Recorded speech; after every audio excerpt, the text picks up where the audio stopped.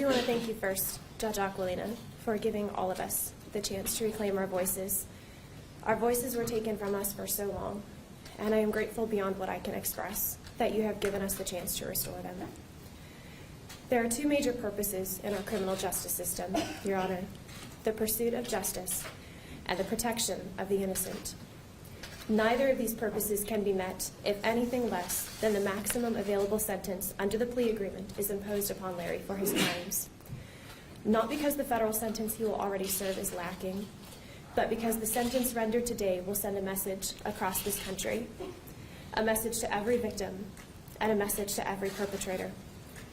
I realize you have many factors to consider when you fashion your sentence, but I submit to you that the preeminent question in this case, as you reach a decision about how best to satisfy the dual aims of this court, is the same question that I asked Judge Neff to consider. How much is a little girl worth? How much is a young woman worth? Larry is a hardened and determined sexual predator. I know this firsthand. At age 15, when I suffered from chronic back pain, Larry sexually assaulted me repeatedly under the guise of medical treatment for nearly a year. He did this with my own mother in the room, carefully and perfectly obstructing her view so that she would not know what he was doing. His ability to gain my trust and the trust of my parents, his grooming and carefully calculated, brazen sexual assault was the result of deliberate, premeditated, intentional, and mythological patterns of abuse, patterns that were rehearsed long before I walked through Larry's exam room door, and which continued to be perpetrated, I believe, on a daily basis for 16 more years until I filed the police report. Larry is the most dangerous type of abuser, one who is capable of manipulating his victims through coldly calculated grooming methodologies, presenting the most wholesome and caring external persona as a deliberate means to ensure a steady stream of young children to assault. And while Larry is unlikely to live past his federal sentence, he is not the only predator out there. And this sentence will send a message about how seriously abuse will be taken. So I ask, how much is a little girl worth? How much priority should be placed on communicating that the fullest weight of the law will be used to protect another innocent child from the soul-shattering devastation that sexual assault brings? I submit to you that these children are worth everything, worth every protection the law can offer, worth the maximum sentence. The second aim of this court and our criminal justice system is to pursue justice for the victims that have already been harmed. And this aim, too, can only be realized by imposing the maximum sentence under the plea agreement. And in reaching this decision, too, we also must answer the question, how much was the little girl worth? How much were these young women worth? This time, however, the little girls in question are not potential victims. They are real women and children, real women and little girls who have names and faces and souls, real women and children whose abuse and suffering was enjoyed for sexual fulfillment by the defendant. I believe sometimes, Your Honor, that when we are embroiled in a legal dispute, the words of our legal system, designed to categorize and classify and instruct, can inadvertently sterilize the harsh realities of what has taken place. They can serve as a shield against the horror of what we are really discussing. And this must not ever happen, because if the truth about what Larry has done must be realized to its fullest depth if justice is to ever be served. And so for a moment, Your Honor, I, like every woman who has come before you, want to take a moment to drop that shield. Larry meticulously groomed me for the purpose of exploiting me for his sexual gain. He penetrated me, he groped me, he fondled me, and then he whispered questions about how it felt. He engaged in degrading and humiliating sex acts without my consent or permission. And Larry enjoyed it. Larry sought out and took pleasure in little girls and women being sexually injured and violated because he liked it. And as I and so many other women and little girls were being violated, Larry found sexual satisfaction in our suffering. As we were being sexually violated, even as very young children, as young as 6 years old, Larry was sexually aroused by our humiliation and our pain. He asked us how it felt because he wanted to know. What was done to myself and these other women and little girls, and the fact that our sexual violation was enjoyed by Larry matters. It demands justice. And the sentence you impose today will send a message about how much these precious women and children are worth. You have seen our pictures, Your Honor.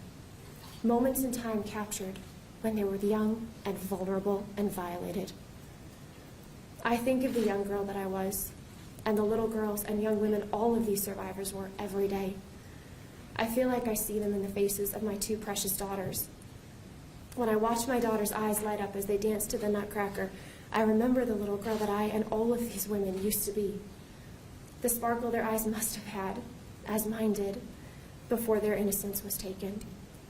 I watch my daughter's love and trust unreservedly, and I remember the long road that it has been to let myself love and be loved without fear. I think of the scars that still remain for all of us. One of the worst parts of this entire process was knowing, as I began to realize what had happened to me, how many other little girls had been left destroyed too. I was barely 15 when Larry began to abuse me, and as I lay on the table each time and tried to reconcile what was happening with the man Larry was held out to be, there were three things I was very sure of. First, it was clear to me this was something Larry did regularly. Second, because this was something Larry did regularly, it was impossible that at least some women and girls had not described what was going on to officials at MSU and USAG. I was confident of this. And third, I was confident that because people at MSU and USAG had to be aware of what Larry was doing and had not stopped him, there could surely be no question about the legitimacy of his treatment. This must be medical treatment. The problem must be me. And because I had friends who were physical therapists who actually practiced legitimate internal pelvic floor techniques, I also knew at 15 that to practice this, you must have specialized training and certification. Surely anyone who had heard that Larry was penetrating little girls would have demanded to know where he got his training. And if there was any question, he would have never been allowed near me. And so I lay still. And on the first 2 points, I was right. It was something he did often. And others had described Larry's treatment before. In fact, though I didn't know it at the time, 4 girls and women had described in detail to 3 different athletic departments at MSU what he was doing and his penetration, and their belief that they had been sexually assaulted. It was reported to Kathy Kalages, MSU's head gymnastics coach, to a track coach, and to multiple athletic trainers and supervisors years before I walked into Larry's door. But I was wrong in my third belief. I was wrong that surely if someone had been made aware of what Larry was doing, they would report it and ensure it was legitimate before ever allowing him near another child. I did not know when I was 15 that in 1997, 3 years before I walked into Larry's exam room, that MSU's head gymnastics coach, Kathy Kalages, had waived a report form in front of Larissa Boyce after being told by 2 separate gymnasts of what Larry was doing, and told Larissa there would be consequences for her if she reported. I did not know that Tiffany Thomas Lopez had reported the penetration and sexual assault to athletic trainer Destiny Teachner-Hawk and to other athletic trainers and supervisors 2 years before I walked into Larry's door.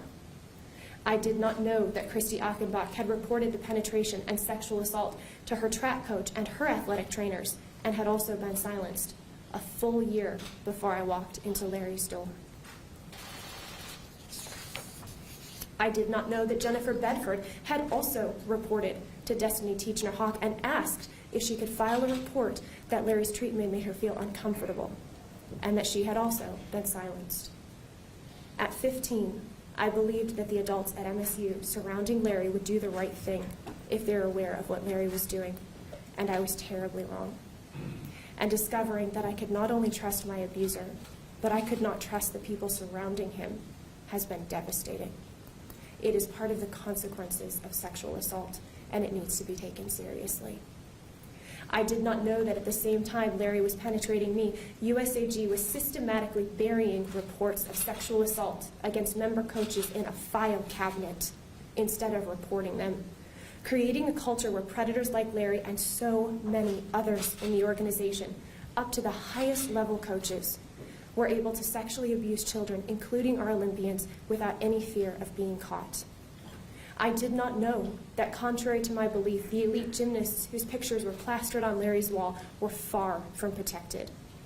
That USAG, rather than supervising Larry, was allowing him to treat these girls in their own beds without even having a medical license in Texas. I did not know any of these things. And so as Larry was abusing me each time, I assured myself it must be fine, because I thought I could trust the adults around me. My misplaced trust in my physician and my misplaced trust in the adults around me were wielded like a weapon, and it cost me dearly, and it follows me everywhere. And I would like to take a moment now to address both organizations whose failures led to my sexual assault, because it is part of the consequences that I now carry. You may. Thank you. MSU, we have been telling our stories for more than 18 months, and you have yet to answer a single question I have asked.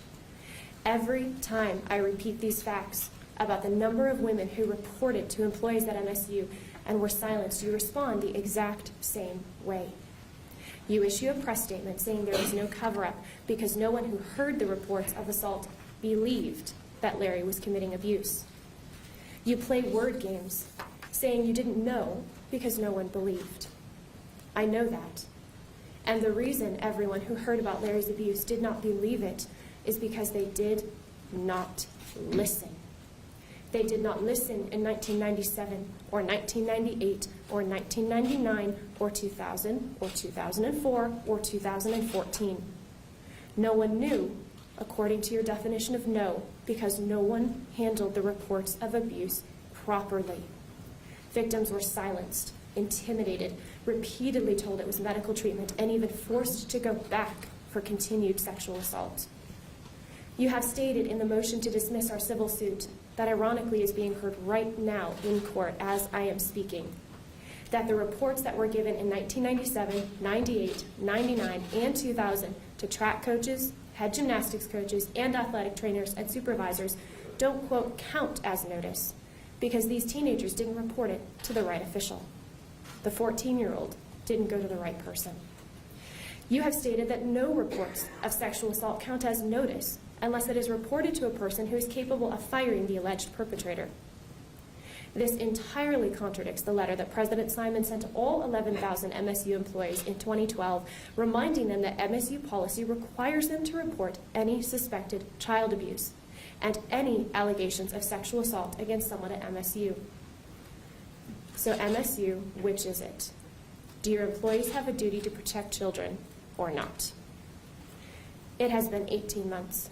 And I am still asking the same questions, hoping that the little girls that come after me will have adults that they can trust. And I've been getting the same answer for a year. And so I am asking point blank again. When Kathy Courageous humiliated Larissa Boyce and the second gymnast, greatly compounding the trauma of their sexual assault, and waved the report form in front of her, telling her there would be consequences if she reported, is this the right way or the wrong way to handle sexual assault allegations on MSU's campus? When Tiffany Thomas Lopez reported her abuse to athletic trainers and supervisors, and the trainers used the emotional pain Tiffany was in after her father's death to convince her it would be too exhausting and painful to bother filing a report, was it the right way or the wrong way to handle a report of sexual assault on MSU's campus? When Christy Achenbach reported the sexual assault to her track coach and athletic trainers and was also silenced, was it the right way or the wrong way to handle a report of sexual assault on MSU's campus? When Kyle Stevens' parents reported Larry's sexual abuse of their daughter to an MSU psychiatrist, and he brought Larry in to talk to her parents instead of reporting as he was mandated to do by law, was it the right way or the wrong way to handle a report of sexual assault on MSU's campus? When Amanda Thomashaw reported to the Title IX office, and Larry was allowed to hand-pick the 4 colleagues to be interviewed to determine whether his treatment was legitimate, was that the right way or the wrong way to investigate a claim of sexual assault on MSU's campus? And after all this, When I came forward in 2016, I brought an entire file of evidence with me. I made a police report and a Title IX report, and I brought with me to those reports my medical records showing that Larry had never charted penetrative techniques. I brought medical records from a nurse practitioner documenting my graphic disclosure of abuse to her way back in 2004. I had my journals showing the mental anguish I had been in since the assault. A catalog of national and international medical journal articles showing what real pelvic floor treatment looks like. I brought a letter from a neighboring district attorney vouching for my character and truthfulness and urging detectives to take my case seriously. I brought a cover letter going point by point through Michigan law and case law, explaining how every element of first-degree criminal sexual assault was met and could be proven. I brought a witness I had disclosed it to in 2004. I brought evidence of 2 more women unconnected to me who were also claiming sexual assault. And I had the names of 3 pelvic floor experts willing to speak on my behalf. And the MSU PD handled it beautifully. But MSU officials were a different story. Because the response of Dean William Strample was to send an email to Larry that day and tell him, quote, "Good luck, I am on your side."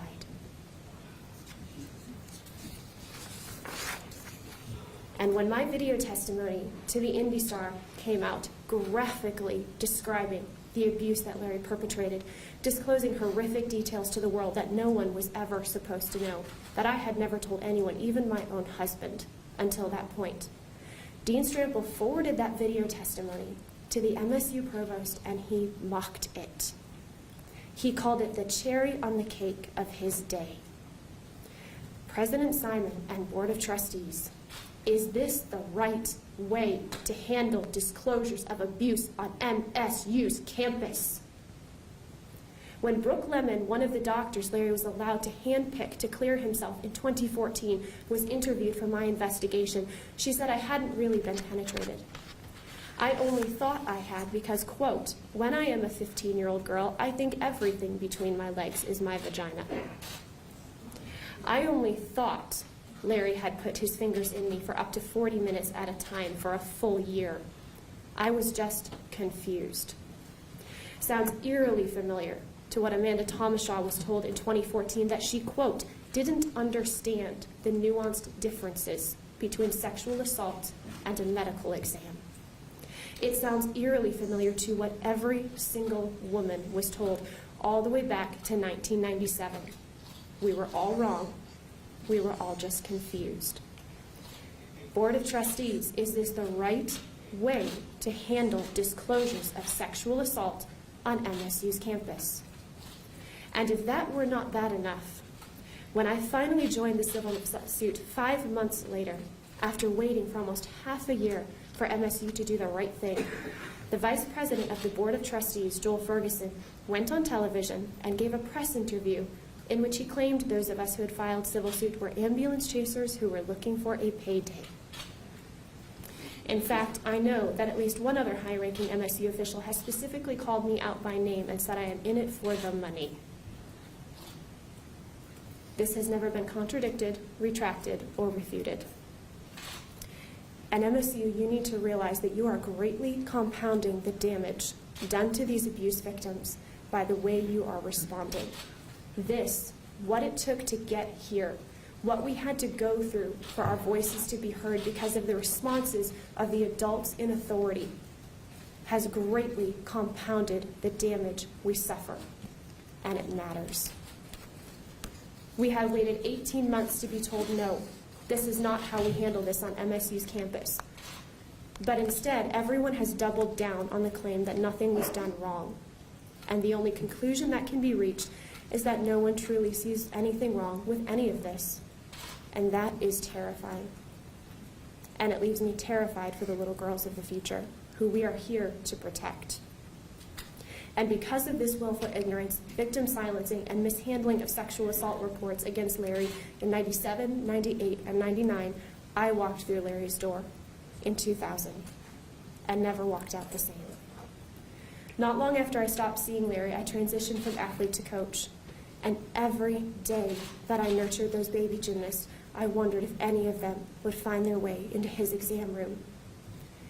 When one of my little girls was finally referred to him, I took a chance and I spoke up. and I was kindly cautioned for my own sake to remain silent. My little baby gymnast was sent to Larry before I even knew a decision had been made to do so.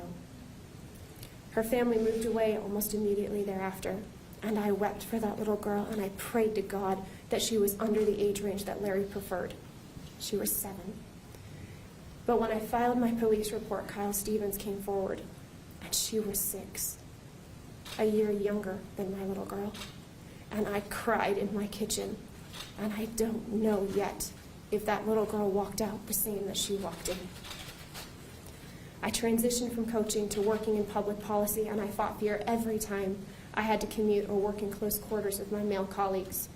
I dreaded working on current events or legislation that involved sexual assault because I knew the memories that would come with it. I still watched gymnastics, but I looked away whenever the camera panned to the sidelines in case Larry would be there. I wondered almost daily if there was any chance that my voice would ever be heard. I began law school when I was 19, and I wrapped up in blankets every time I studied torts or crimes related to sexual assault, and I hoped my face wouldn't betray me in classroom discussions. And I researched internal pelvic floor procedures, and I tried to find out what had happened to me, and I watched for any sign that I would ever be believed. I met my future husband, and I told him what I never wanted to tell anyone, and I wondered if he would walk away, and he didn't. But I couldn't even hold his hand or look up at him because closeness wasn't safe, and trust wasn't safe. We got married, and my 25th birthday came and went, and I sat up for nights before, believing my ability to file a police report would end on that birthday. I didn't know the statute of limitations had been lifted. I woke up the morning I turned 25, and instead of being able to feel joy at a milestone, I felt only hopelessness and grief, because I thought my chance to stop this man was over.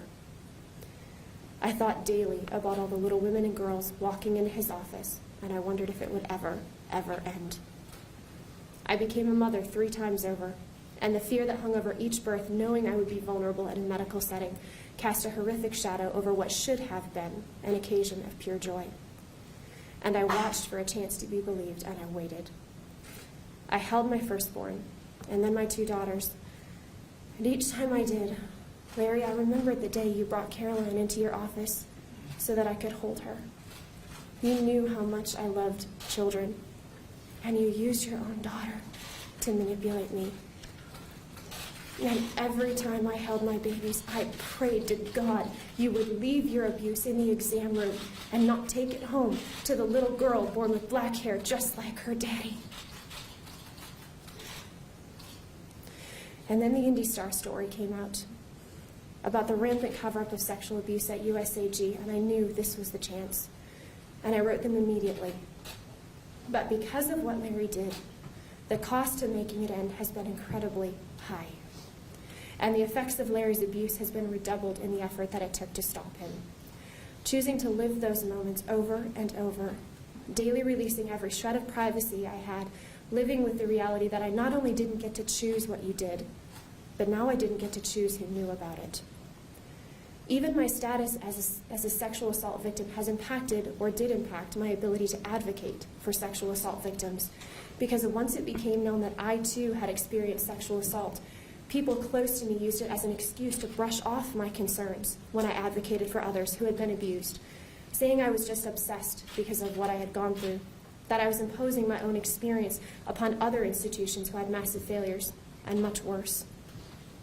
My advocacy for sexual assault victims, something I cherished, cost me my church and our closest friends 3 weeks before I filed my police report. I was left alone and isolated. And far worse, it was impacted because when I came out, my sexual assault was wielded like a weapon against me, often by those who should have been the first to support and help. And I couldn't even do what I loved best, which was to reach out to others.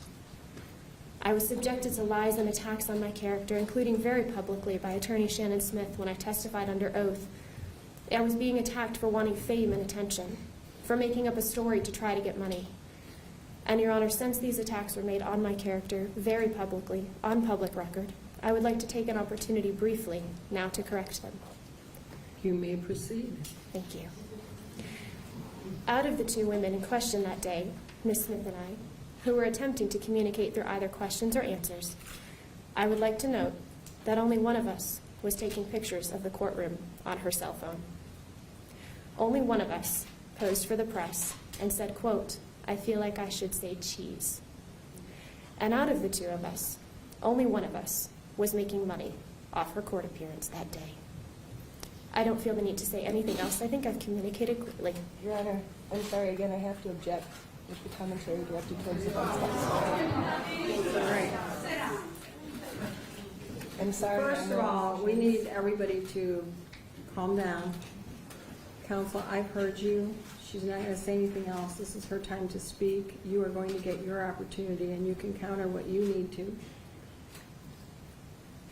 We're going to sit down, and you may proceed, ma'am. Thank you. The cost, emotional and physical, to see this through has been greater than many will ever know. And Larry, I don't need to tell you what the cost of your abuse has been to me, because you got to read my journals, every word of them, because those had to go into evidence to make this happen. But I want you to understand why I made this choice, knowing full well what it was going to cost to get here, and with very little hope of ever succeeding. I did it because it was right. No matter the cost, it was right. And the farthest I can run from what you have become is to daily choose what is right instead of what I want. You have become a man ruled by selfish and perverted desires, a man defined by his daily choices over and over again to feed that selfishness and perversion. You chose to pursue your wickedness no matter what it cost others. And the opposite of what you have done is for me to choose to love sacrificially, no matter what it costs me. In our early hearings, you brought your Bible into the courtroom, and you have spoken of praying for forgiveness, and so it is on that basis that I appeal to you. If you have read the Bible you carry, you know that the definition of sacrificial love portrayed is of God himself, loving so sacrificially that he gave up everything to pay a penalty for the sin he did not commit. By his grace, I too choose to love this way. You spoke of praying for forgiveness, but Larry, if you have read the Bible you carry, you know forgiveness does not come from doing good things, as if good deeds can erase what you have done.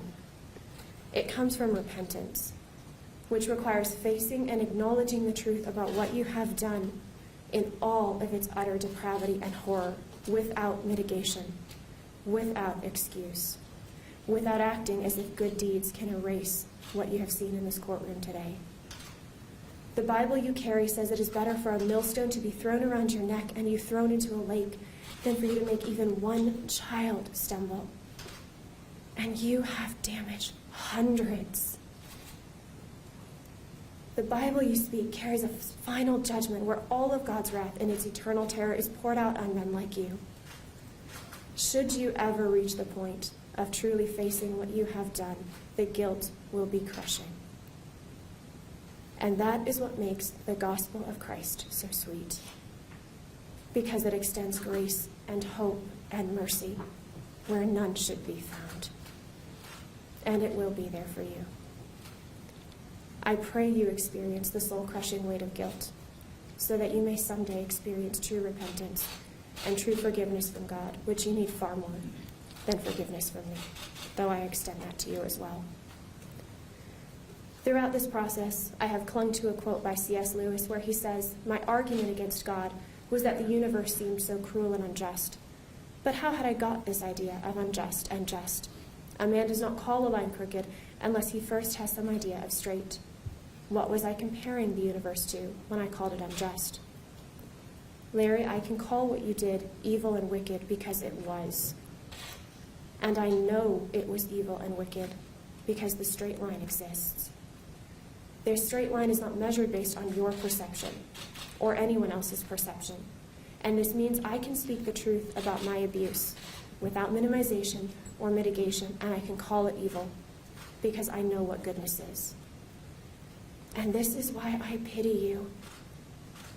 Because when a person loses the ability to define good and evil, When they cannot define evil, they can no longer define and enjoy what is truly good. When a person can harm another human being, especially a child, without true guilt, they have lost the ability to truly love.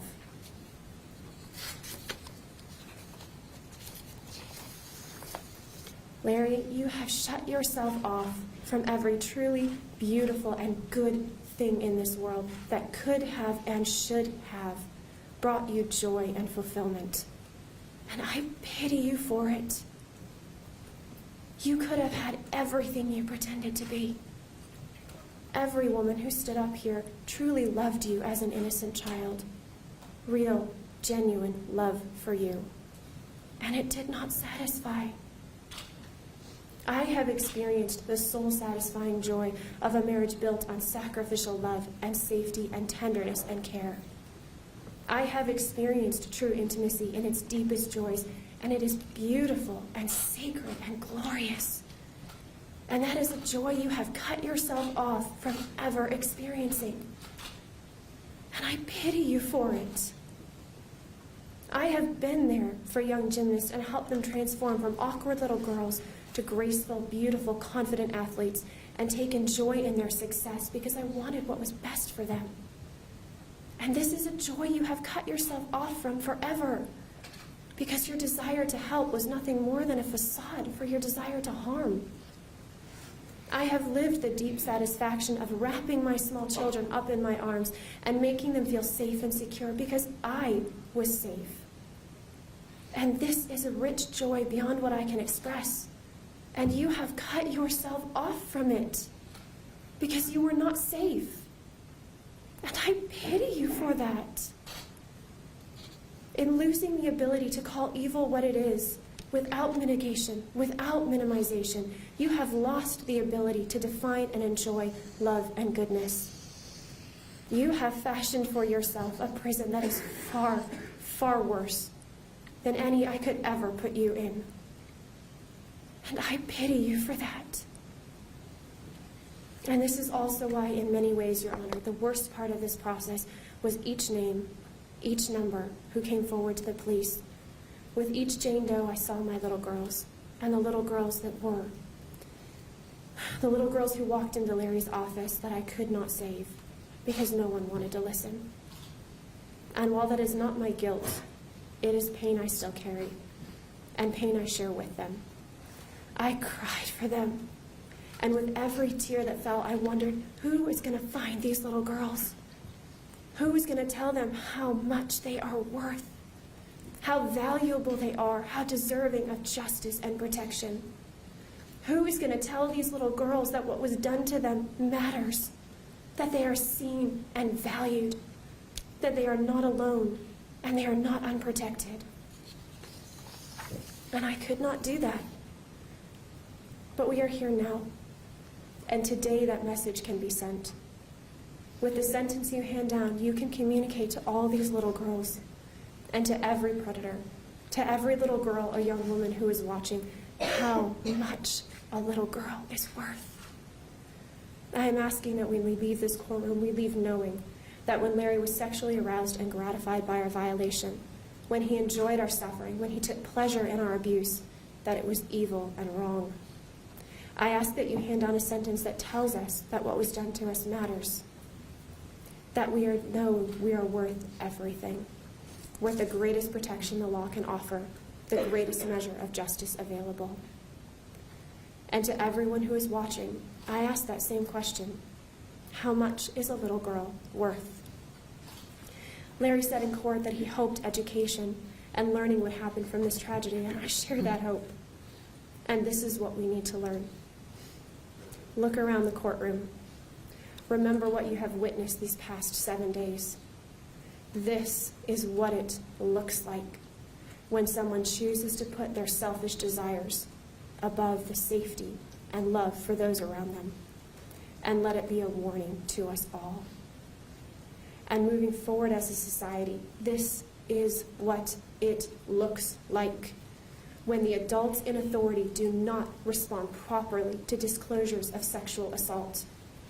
This is what it looks like when institutions create a culture where a predator can flourish unafraid and unabated.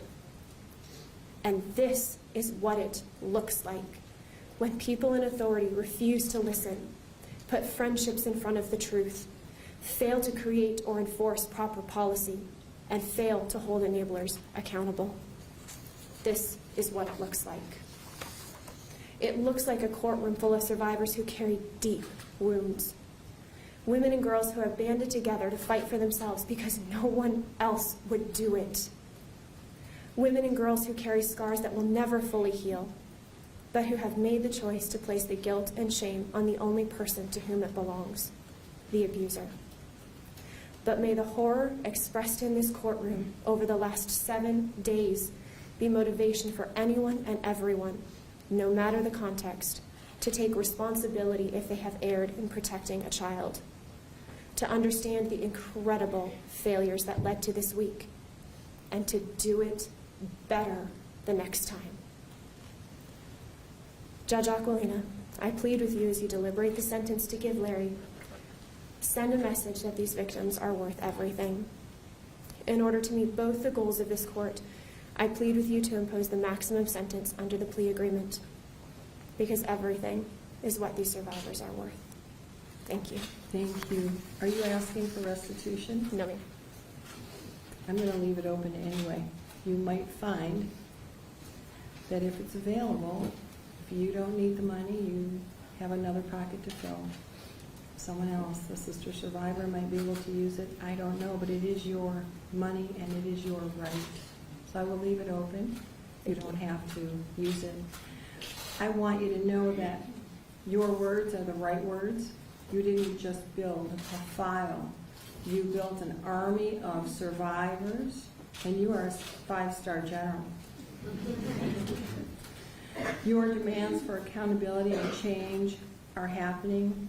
Your words, your army, tells the world that these girls, all of you and all of the others who you've mentioned, who I've mentioned, who I think every survivor has mentioned, the concern for all of those other ones who haven't been able to speak out or who will in the future be abused, that they are worth something, that they have a voice. You're a shining example.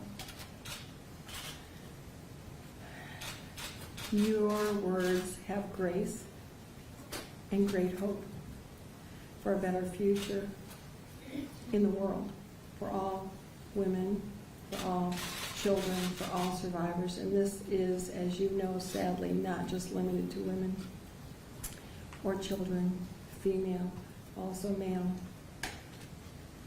You're in control now, and I think you also know that sexual assault is about control. I don't even know if he knew what he was enjoying, because it was about controlling all of you. And none of you are being controlled anymore. You found your voice, and you found a world of support.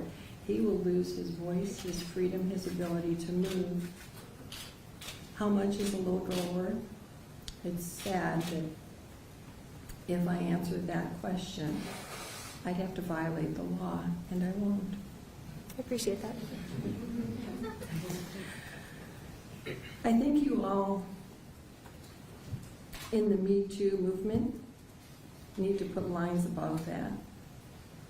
I have a name. I have a voice. I matter. And why? Because all of you have come forward as sister survivors. But why more than that? Because you started the tidal wave. You made all of this happen. You made all of these voices matter. You're sister survivors, and I thank you. You are the bravest person I have ever had in my courtroom. Thank you. Thank you.